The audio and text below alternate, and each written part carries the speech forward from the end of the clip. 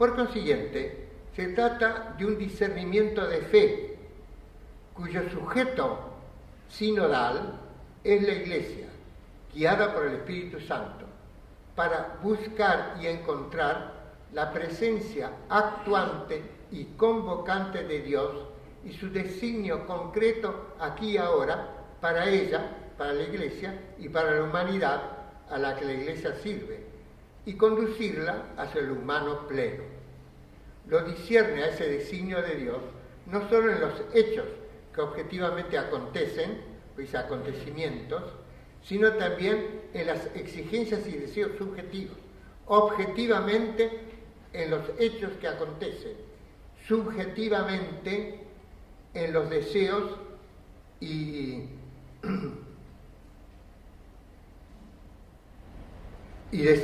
las exigencias y deseos subjetivos que ellos nos provocan, los cuales son compartidos al mismo tiempo por creyentes y no creyentes, porque habla también con sus contemporáneos.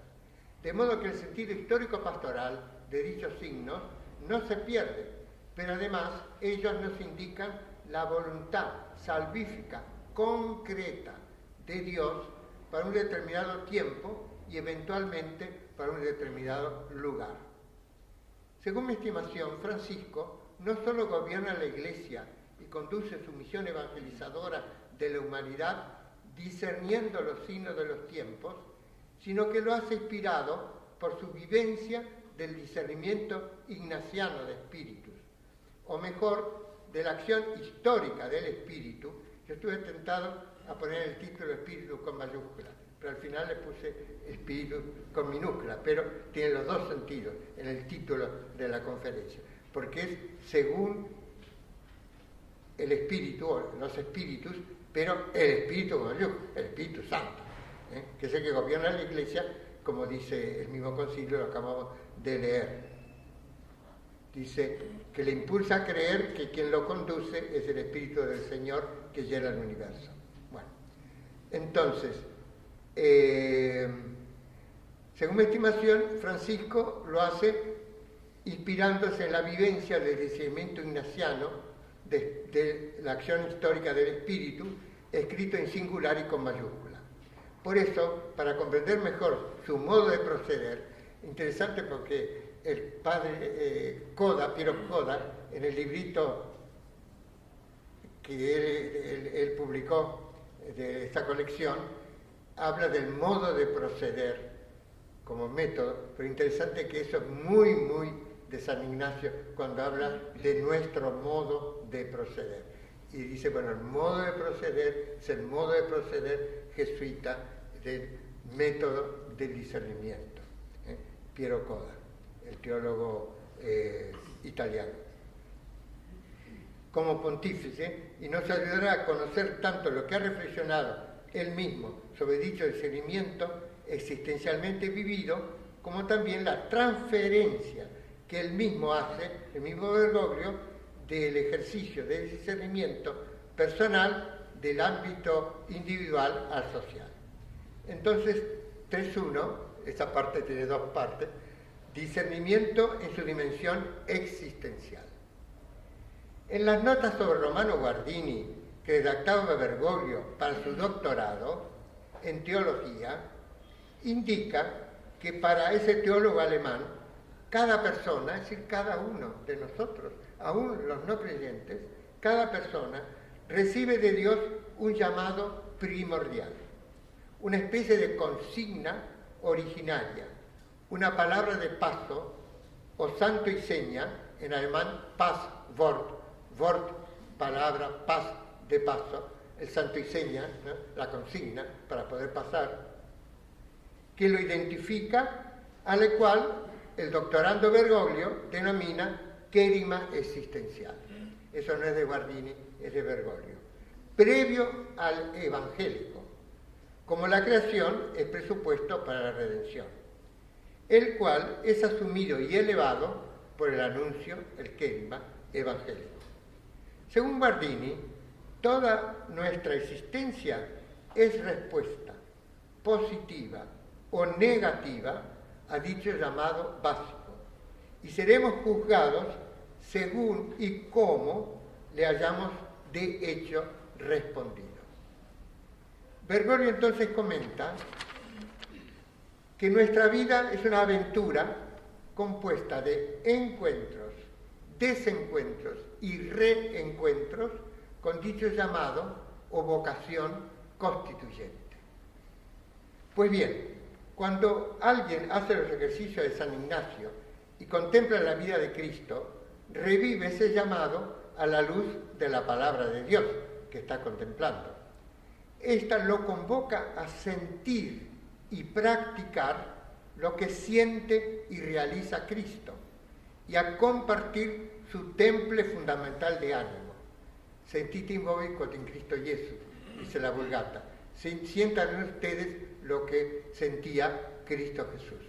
Sentir y gustar, habla San Ignacio. Es un sentir inteligente, no es un sentir meramente emocional.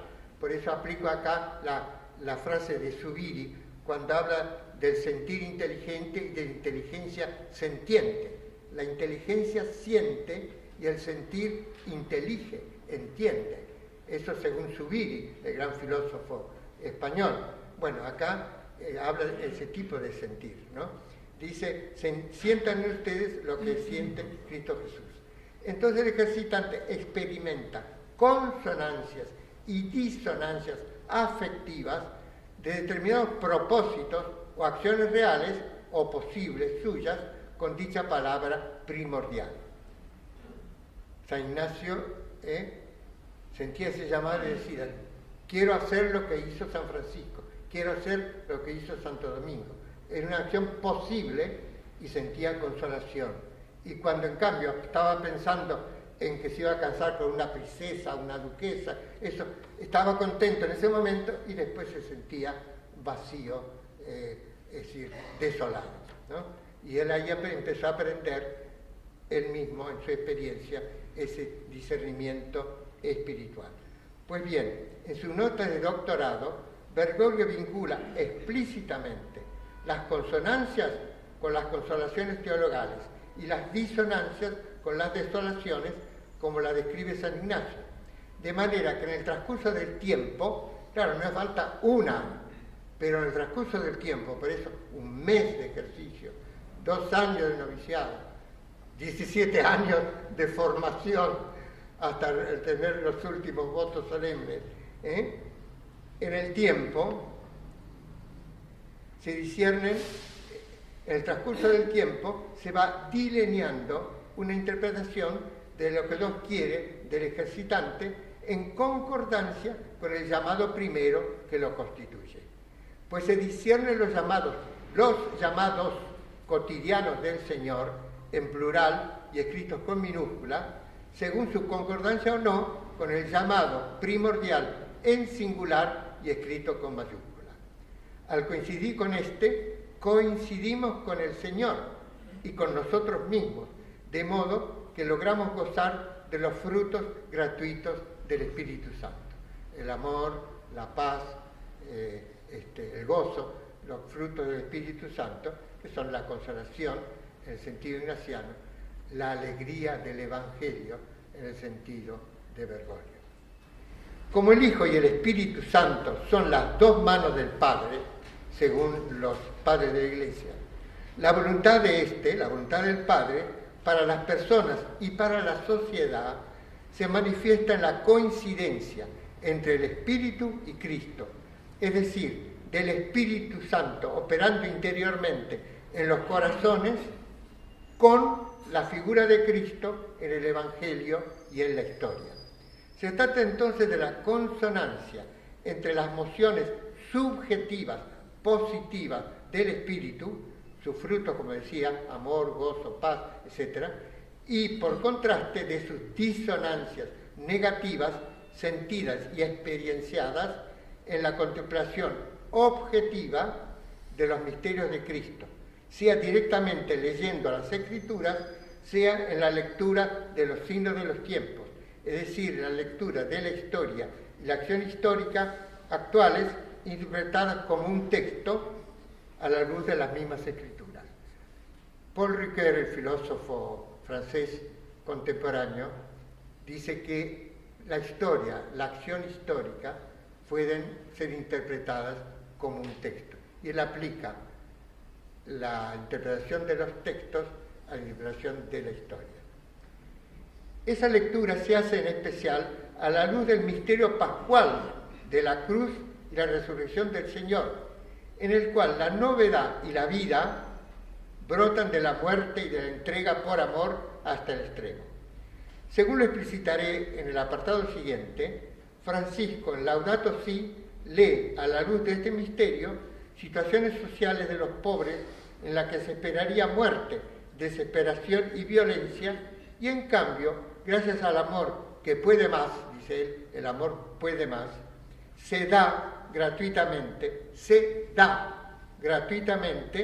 sobreabundancia de vida, quietud y esperanza como signo de la presencia comunitariamente salvadora de Dios. La confirmación de ese acontecimiento es pascual, un exceso de vida que surge de la muerte, y sus frutos son la paz y la alegría de la resurrección. Pero para que el discernimiento sea acertado, antes de ponerlo en práctica, el ejercitante debe purificar su corazón de los afectos desordenados que sesgan su visión y perturban su juicio.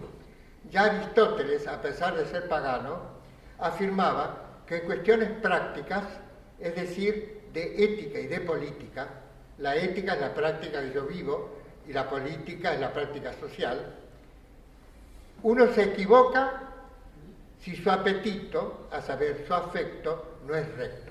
Por eso dice Aristóteles, en cuestiones de ética y política, yo me voy a equivocar si mis afecciones, mis apetitos no son rectos.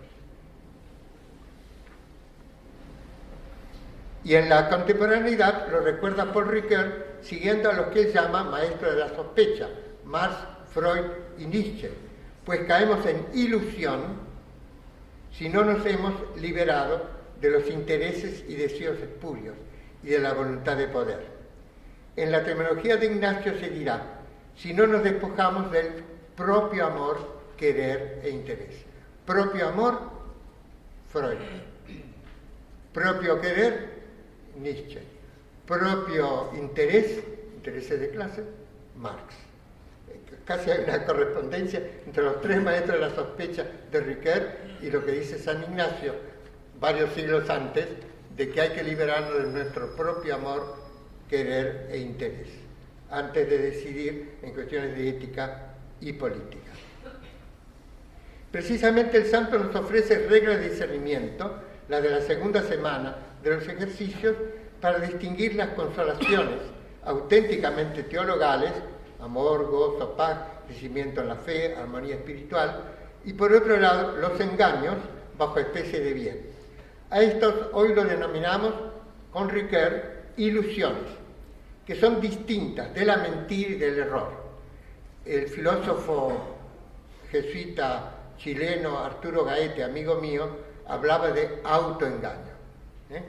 Las ideologías muchas veces son autoengaños, las racionalizaciones son autoengaños para no quedar ante mí mismo como haciendo algo malo, me engaño bajo especie de bien. Y San Ignacio tiene reglas especiales para esas situaciones en los ejercicios y en la vida. 3.2 y último, traslación de lo existencial a lo social. Lo que sobre el discernimiento enseña Ignacio en el ámbito personal puede ser analógicamente comprendido en el social, como lo muestran, por ejemplo, los fenómenos de la ideología, ya mencionado más arriba, y de la utopía, propios del imaginario y de la afectividad sociales. Paul Ricoeur trabaja mucho esos temas, ¿no? El imaginario social y, por lo tanto, la afectividad social. Pues en ambos planos se dan ilusiones, es decir, falsas consolaciones bajo especie de bien, que pueden ser discernidas porque en vez de llevar de lo antihumano a lo humano y más humano, como dice Pablo VI, el desarrollo es de lo menos humano a lo más humano, o del antihumano a lo humano y más humano. Al contrario, hay un deterioro, terminan conduciendo, como dice San Ignacio, a alguna cosa mala o distractiva o menos buena. Deterioro que inquieta y conturba, quitando paz, tranquilidad y quietud que antes tenía, dice San Ignacio. Es decir, el momento de la disonancia de lo que hablábamos antes.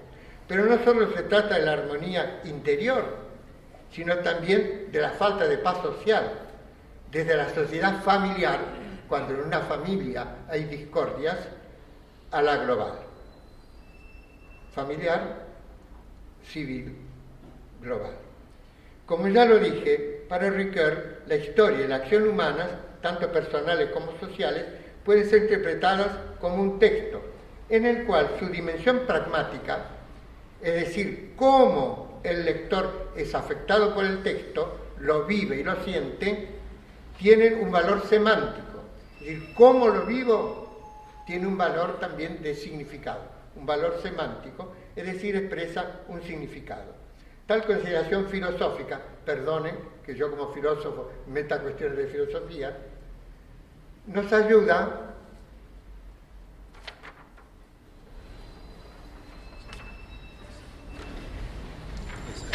a de otro lado. Todavía tengo a comprender cómo el discernimiento de los signos de Dios en nuestra historia y acción personales, interpretadas como lo hacen los ejercicios a la luz de la palabra de Dios, sobre todo a la luz de los misterios de la vida de Cristo, en especial del misterio pascual, la vida que nace de la muerte, la resurrección que nace de la entrega hasta el extremo de la muerte, pueden ser transferidas a la lectura de los signos de los tiempos en nivel histórico-social. Pues los afectos de fe, amor, gozo, paz, armonía y sus contrarios, odio, tristeza, desazón, discordia, son de hecho vividos no solo por cada uno, sino también comunitaria y colectivamente. En ambas dimensiones, individual y social, se sigue la misma lógica existencial que traducen las reglas de discernimiento de espíritus y las meditaciones estructurales de los ejercicios ignacianos. En el primer caso, puede tratarse de la elección de vida o de futuro de un ejercitante, o como el mismo pontífice lo aconseja en Amoris Laetitia, para situaciones irregulares, del discernimiento personal y eclesial, a fin de que quienes las viven, esas situaciones irregulares, por ejemplo divorciados, vueltos a casar, encuentren para sí y su familia la voluntad actual de Dios, no reductible a una norma canónica general, dados los condicionamientos y las circunstancias singulares. En el otro caso, en el social, se trata de las situaciones características de toda una época o de circunstancias generales de un determinado tiempo y lugar, que habrá que ver, interpretar y juzgar, discernir a la luz del mismo Evangelio para elegir y actuar según los planes misericordiosos de Dios. Ver, juzgar, actuar. Pues el amor puede más que el pecado, personal o estructural, tanto en situaciones personales como históricos sociales, y precisamente así se significa la presencia actuante de Dios cuando surgen sorpresivamente como de arriba y en exceso. De arriba, para nosotros tiene dos significados. Viene de arriba, es decir, descendiendo de Dios, y viene de arriba, es decir, gratis. Me vino de arriba, gratis. Después visto que los españoles no lo usan, es algo rioplatense, ¿no? Porque en Uruguay también, creo que en Paraguay tampoco, pero no sé, por lo menos rioplatense, el de arriba en el sentido de gratis, ¿no?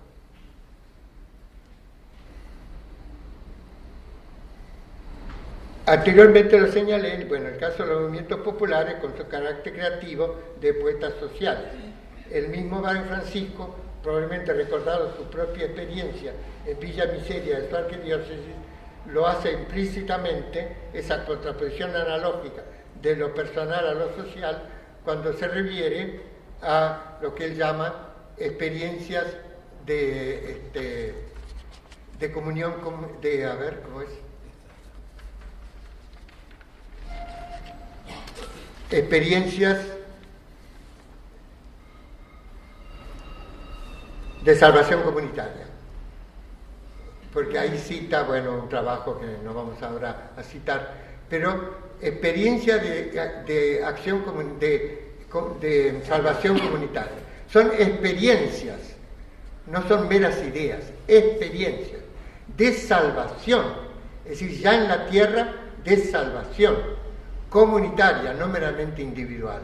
Entonces él pone, por ejemplo, los casos que en Villas Miseria, en vez de hacinamiento, pérdida de identidad, desesperación, etc., al contrario, muchas veces hay esas experiencias de salvación comunitaria, de gente que al contrario vive más la comunidad, siente más una piedad popular más sólida, etcétera, etcétera. Eso lo dice en Laudato Si, cuando habla de la ecología de la vida cotidiana, porque esto es parte de la vida cotidiana.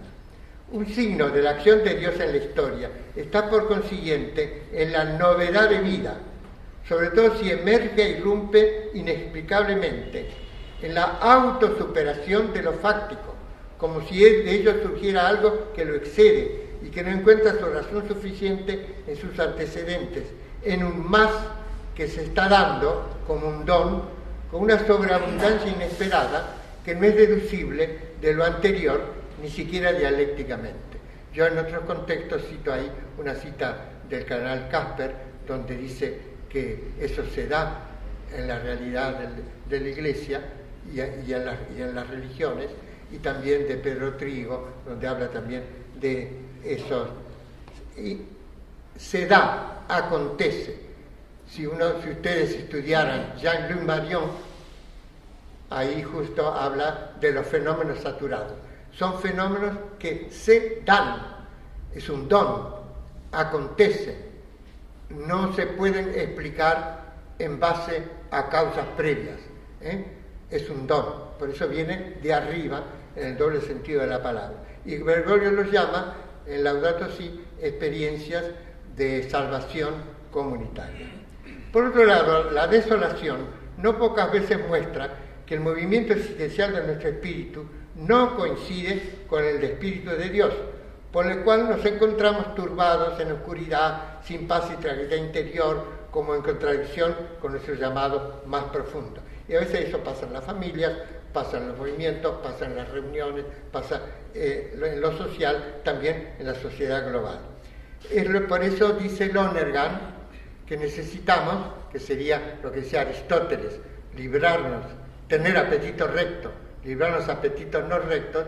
Lonergan habla de la necesidad de una conversión afectiva.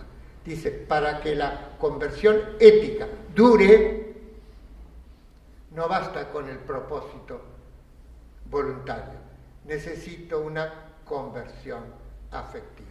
Y sobre todo la conversión religiosa lo une, pero él habla también de la conversión civil al otro en cuanto a otro, que sería un poco también lo de Levinas, del rostro del otro en cuanto a otro, y la conversión familiar, porque dice, cuando en la familia cada uno busca el bien de los familiares y no cada uno que lo quieran a sí mismo y el amor propio, ¿no?